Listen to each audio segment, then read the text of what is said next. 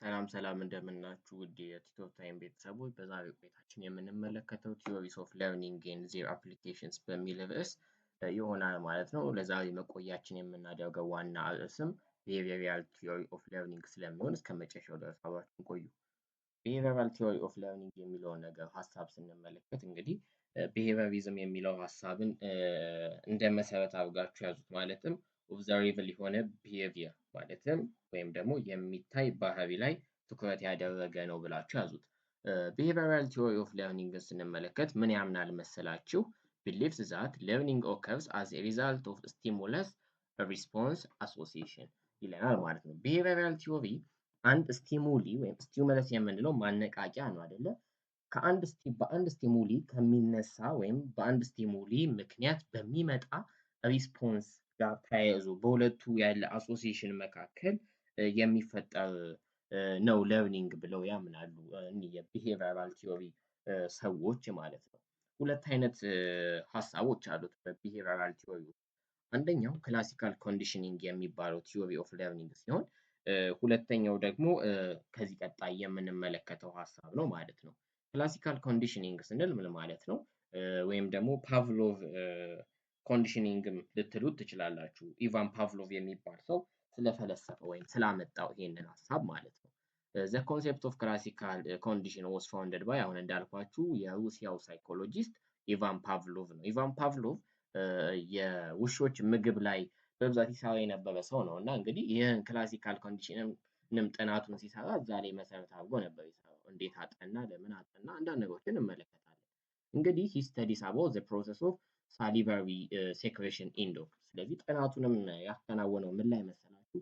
ውሾች ምግብ ሲሰጣቸው ሳሊቫሪ የሚባለው ነገር ይሄ ልክ እናንተ ምግብ ሲመጣ ረሳሁት እንጂ ባዮሎጂ በፊት 10ኛ ክፍል ይሁን የሆነ ክፍል ላይ ስንማር የሆነ እጤ አለ አይደለ? የሰው ልጅ ምግብ ሲያይ መራቁ እንዲሞላ የሚያደርግ ሳሊቫሪም ደግሞ ልክ ውሾች ሊሆን ይችላሉ። ወይም በአፍ በመራቅ መሞላት ወይም መቋመጥ ብላችሁ ያዙት። የሆነ ምግብ ስትይዙ ሳታስቡት መራቃችሁን ትሉታላችሁ አይደለ? እሱኛውን ሀሳብ ነው እዚህ ጋር ያመጣው ማለት ነው። እና ውሾች ለምንድን ነው ሴክሬታቸው ምንድን ነው ምግብ ሲያዩ ሳሊቫሪ የሚያደርጉት የሚለው ላይ ነው ዋናው ፕሮሰሱ። ፓቭሎቭ አይደንቲፋይድ 3 ስቴፕስ ኢን ፕሮሰስ ኦፍ ሳሊቫሪ ኮንዲሽኒንግ which can be summarized as follows። እንግዲህ ይሄኛውን አይደንቲፋይ ሲያደርግ 3 መንገዶችን አምጥቷል። አሁን የምነግራችሁን 3 መንገዶች ልብ ብላችሁ አድምጡ በደንብ በተለያዩ ምሳሌዎች ፈተና ላይም ስለሚመጣ ማለት ነው። መጀመሪያ ላይ 3 ነገሮች አሉ። ቢፎር ኮንዲሽኒንግ አለ፣ ዲዩሪንግ ኮንዲሽኒንግ ኤንድ አፍተር ኮንዲሽኒንግ ብለን እንከፍላቸዋለን። በዚህ የውሻ ምስል ላይ ልንገራችሁ። መጀመሪያ ላይ ይህ ፓቭሎቭ የተባለ ሰው ጥናቱን ሲያካሂድ ምን አደረገ መሰላችሁ? ለውሻው ምግብ ሲያቀርብለት ፉድ ማለት ስቲሙሊ ነው። አንኮንዲሽንድ ዋት ስቲሙለስ ብለን እንጠራዋለን። ስቲሙሊ ማለት የሚያነቃቃ ነገር አይደለም፣ አነቃቂ ነው ማለት ነው። ማንን አነቃቃ ስንል ውሻው ሳሊቬሽን እንዲያደርግ ሳሊቨሪ እንዲሆን አድርጎታል። ለሀጩ እንዲመጣ ምግቡን ሲያይ አድርጓል። ስለዚህ በምግቡ ስቲሙሊ ምክንያት ውሻው ምን ሪስፖንስ አደረገ? ሳሊቬሽን አደረገ። ስለዚህ ምግቡን ወይም ስቲሙሊውን ምን እንለዋለን መሰላችሁ? አንኮንዲሽንድ ስቲሙለስ እንለው። የውሻውን ሳሊቬት ማድረግ ደግሞ አንኮንዲሽንድ ሪስፖንስ እንለዋለን ማለት ነው። አንኮንዲሽንድ ዋት ሪስፖንስ እንለዋለን። ልብ ብላችሁ እንድትይዙ ስለፈለኩ ነው እየደጋገምኩት ያለው። ከዛ በኋላ ደግሞ ምን የሚባል ሀሳብ አለ መሰላችሁ? ሁለተኛ ደግሞ የምንመለከተው ይሄ ሰውዬ ምን አደረገ መሰላችሁ? መጀመሪያ ላይ እንዳልኳችሁ ምግብ ሲያቀርብ ውሻው ሳሊቬት አደረገ። ከዛ ደግሞ የሆነ ቀን ላይ ደውል አጮኸ። ደውል ሲያጮህ ውሻው ኖ ሳሊቬት፣ ምንም አይነት ሳሊቬት አላደረገም፣ ለሀጩ አልመጣም። አይታችሁታል አይደል? ለምግቡ ሲሆን ለሀጩ መጣ። ሌላ ደውል ግን ሲደውል ለሀጩ አልመጣም። ይህ ደውሉን ምን እንለዋለን? ኒውትራል ስቲሙለስ እንለዋለን ማለት ነው። ኒውትራል ስቲሙለስ ማለት ምን ማለት ነው? ምንም ግንኙነት የሌለው ማለት ነው። እንደ ምግቡ ቢሆን ሳሊቬት ያስደረገው ነበር። ውሻውም ሳሊቬት ስላላደረገ ኒውትራል ነው፣ ምንም ግንኙነት የለውም። ስለዚህ ተርኒንግ ፎርኩ ተርኒንግ በመሆኑ ኖ ሳሊቬት አድርጓል፣ ሪስፖንሱ ሆነ ማለት ነው።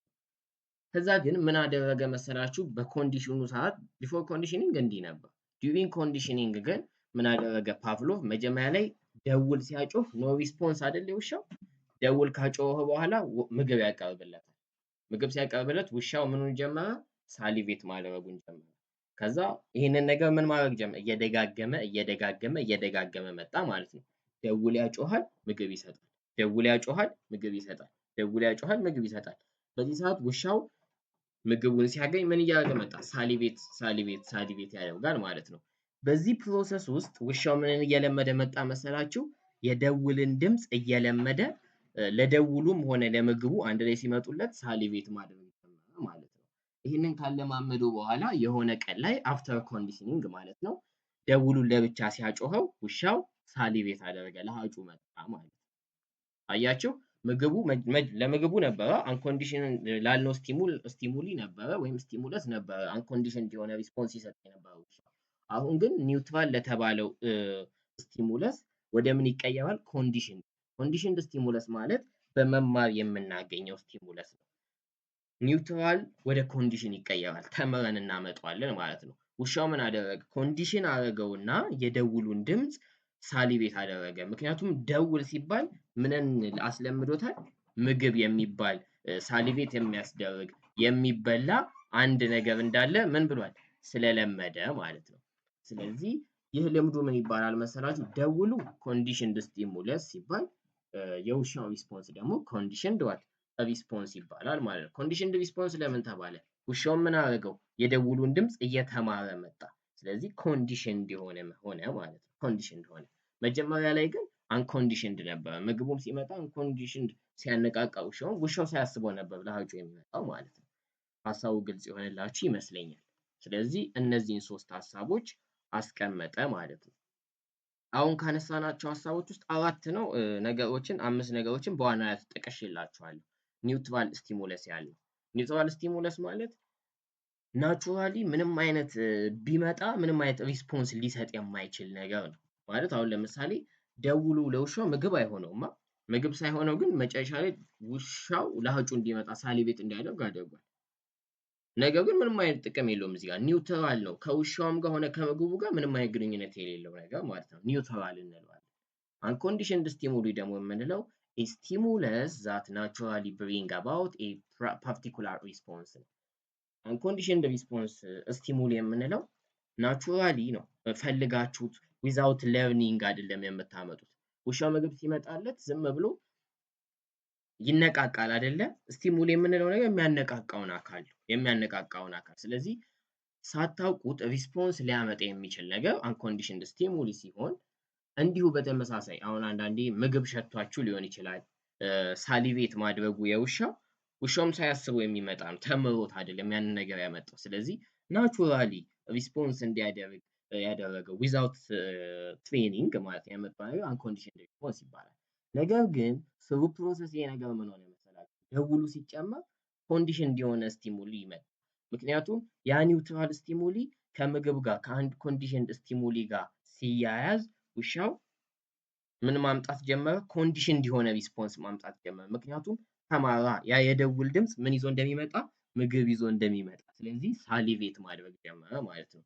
ደውል በተደወለ ቁጥር ውሻው ሳሊቬት ያደርጋል ምግብ እንኳን ባይመጣለት። ምክንያቱም ደውሉን ምን አድርጎ ስላሰበው ከደውል በኋላ ምግብ ይመጣልኛል የሚል ልምምድ ስለያዘ ማለት ነው። ስለዚህ ኢን ዘ ክላሲካል ኮንዲሽን ላይ ያሉት ቤዚክሶችን የያዛችሁት ይመስለኛል። እነዚህ ነገሮች አይደንቲፋይ አድርጋችሁ በደንብ ያዙት። ኮንዲሽንድ ሪስፖንስ የምንለው ምንድን ነው የሚለውን እንመለከታለን። ማለት በተለያዩ ጥያቄዎችን እንሰራለን ወደ ኋላ ላይ ወይም በሌሎች ቪዲዮዎች ላይ እንሰራቸዋለን። በዋናነት ግን እችኛዋን ሀሳብ ያዙ። እሺ፣ ፕሪንሲፕል ኦፍ ክላሲካል ኮንዲሽን። በክላሲካል ኮንዲሽን ላይ ያሉ ፕሪንሲፕሎች አሉ። ምን አይነት ፕሪንሲፕሎች መሰሏቸው? አንደኛ ስቲሙለስ ጀነራላይዜሽን፣ ስቲሙለስ ዲስክሪሚኔሽን ኤንድ ኤክስቲንክሽን ኤንድ ስፖንታኒየስ ሪከቨሪ ይባላሉ። ስቲሙለስ ጀነራላይዜሽን ምን መሰላቸው?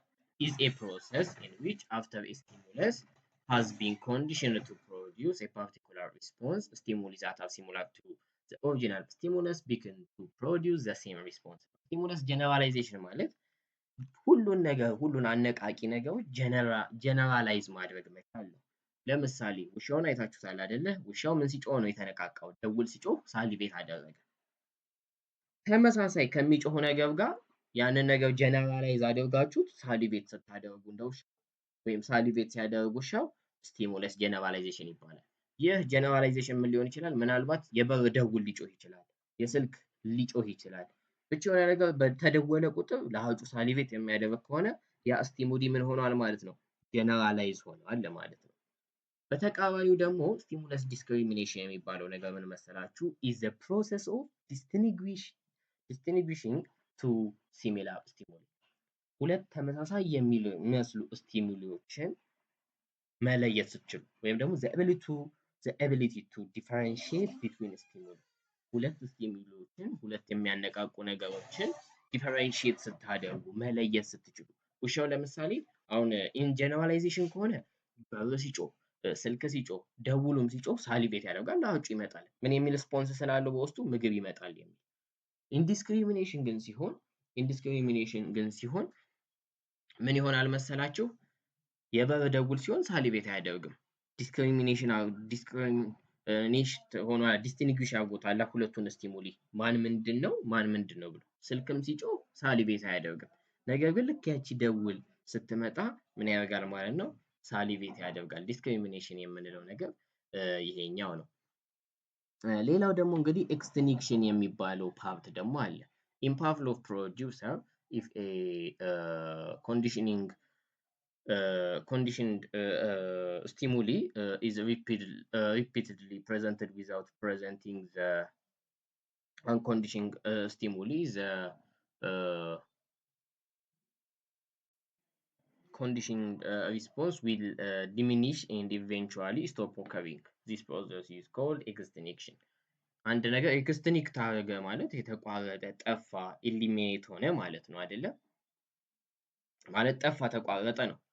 ኢን ፓቭሎቭም ደግሞ ስንመለከተው መጀመሪያ ላይ ውሻው ምን አድርጎ ነበር? ሪፒትሊ የተለማመደው ነገር አለ። ምን ሲመጣ?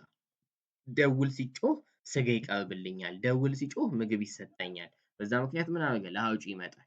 ነገር ግን እስቲ ይሄን ዝም ብላችሁ እንዴ ብላችሁ አሁን ለምሳሌ ደውል ስትደውሉ ውሻ የሚመጣ ከሆነ ማለት ነው፣ ስትደውሉ ይመጣል። ነገር ግን ጠብ የማታደርጉለት ከሆነ እንዴ ማን ሞኛል ይልና ይቀራል ማለት ነው። ማለትም ምን አስለመዳችሁት ማለት ደውሉ ሲጮህ ምግብ እንደማይኖር ለመደ ማለት ነው። እሱን ሲለምድ ደግሞ ኤክስቲንክት ያደርገዋል። ምክንያቱም መጀመሪያ ላይ የለመደው ነገር ደውል ሲጮህልኝ ምግብ ይመጣልኛል ነበረ። እናንተ ደግሞ ዝም ብላችሁ ትደውላላችሁ፣ ምግብ የለም፣ ትደውላላችሁ፣ ምግብ የለም። ማን ሞኛል ይልና እንደሚቀር አይነት ነገር ብላችሁ አስቡት። እሱን ፓርት ኤክስቲንክሽን እንለዋለን ማለት ነው። ኤክስቲንክሽን መጣ ግን ውሻው ረሳው ማለታችን ግን አይደለም። ማለት ስፖንታኒየስ የሆነ ሪከቨሪ ይከሰታል። የሆነ ሰዓት ላይ ኤክስቲንክት ያደረገውን ውሻ የረሳውን ነገር ድጋሚ እናስጀምር፣ ኢመርጅ እናርገው ብትሉ ቶሎ ብሎ ያንን ኮንዲሽንድ ሪስፖንስ ሊመልስላችሁ ይችላል፣ መለየት ይችላል። ማለት ምን ማለት መሰላችሁ? ውሻውን የረሳውን ነገር ዝም ብላችሁ ደውላችሁ ድጋሚ ስጋ መስጠቱን ብትቀጥሉ ውሻውም ያው ያንን በፊት የለመዳትን ተግባር ያው ይለምዳል ማለት ነው። ያው ደውል ሲጮህ ምግብ ይሰጠኛል ማለቱ ይለምዳል ማለት ነው። ስለዚህ ይህ ክላሲካል የምንለው ኮንዲሽን በፓቭሎቭ የተዘጋጀው ኤክስፐሪመንት ሰው ለርኒንግ ይሄንን ይመስላል ማለት ነው። የተለያዩ ምሳሌዎች አሉ። አብሶ ኮንዲሽንድ ኒውትራል ስቲሙሊ የሚባሉት ምንድን ናቸው የሚለውን በደንብ ዲስቲንጉሽ አድርጉ።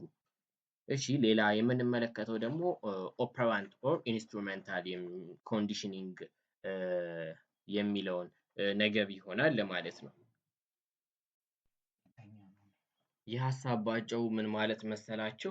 ጠቅለል አድርጎና እንዲህ ምን ስለምን እንድንነጋገር እንድታውቁት ማለት ነው። በርቱ የምትባሉትን ነገር ሁሌ ትቀጥላላችሁ አይደለ?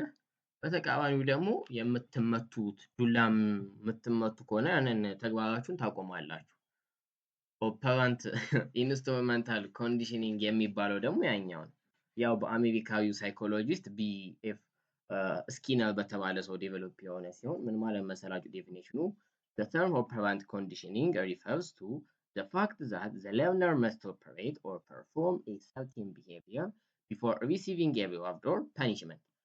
ሰዎች አንድን ነገር ፐርፎርም የሚያደርጉት አንድን ሰርቴን የሆነ ባህሪ ማለት ነው ይዛችሁ ተምራችሁ የምትቀጥሉት ያን ባህሪ በማምጣታችሁ በምታገኙት ወይም ሪሲቭ በምታደርጉት ሪዋርድ እና ፓኒሽመንት ላይ መሰረት ያደርጋል ይላል። ሪዋርድ ማለት ሽልማት ነው።